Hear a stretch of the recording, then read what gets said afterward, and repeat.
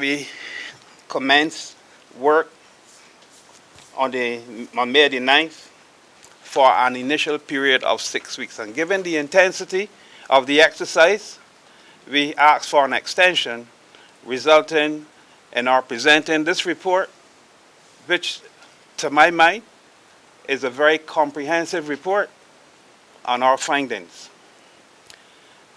The methodology that we adopted was through a system of interviews, among others. Some 89 persons appeared, and some 109 interviews were conducted at the boardroom of this ministry, in this very room. The extent of the interviews lasted from between 1 hour to 3 hours at times. And we found ourselves sometimes working into the early hours of the night.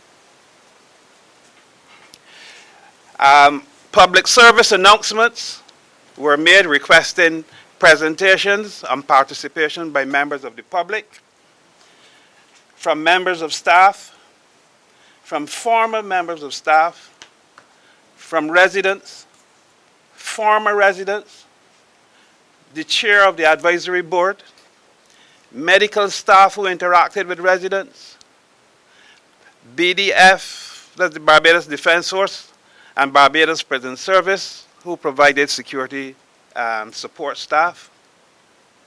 The panel paid some 7 visits to the plants at Dodds and Barrows.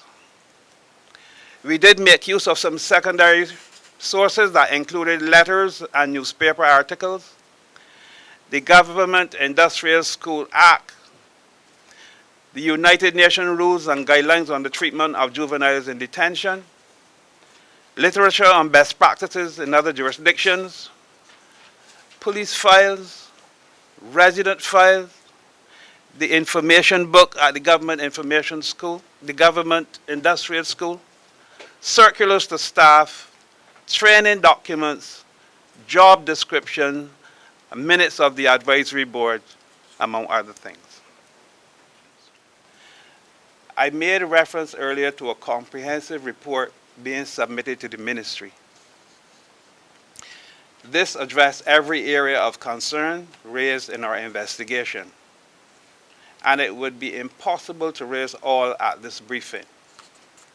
But before I proceed any further, let me remind you of the sensitive nature of this exercise, particularly as it relates to the privacy of residents, the innocence of those accused of breaches of any law, any current criminal investigation, and any proceedings before the courts of Barbados arising out of incidents or allegations at the Government Industrial School.